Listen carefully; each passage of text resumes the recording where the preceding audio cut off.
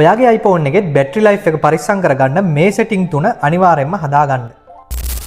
Open කරගන්න සර්ටින් app එක මෙන්න මේ විදිහට පල්ලෙහාට ස්ක්‍රෝල් කරනකොට display and brightness කියලා තියෙනවා.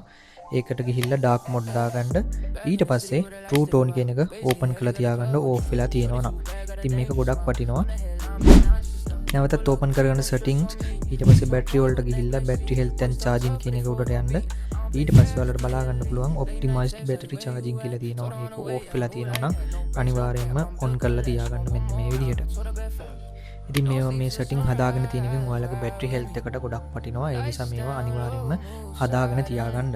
ඊට පස්සේ මේ විදිහට general වලට යන්න settings වල. ඊට පස්සේ පහළට scroll කරනකොට ඔයාලට බලා ගන්න පුළුවන් මෙන්න මෙතන background app refresh කියලා තියෙනවා. මේක open කරගන්න මේක ඔයාලගේ on වෙලා තියෙනවා නම් අනිවාර්යයෙන්ම off කරලා තියාගන්න.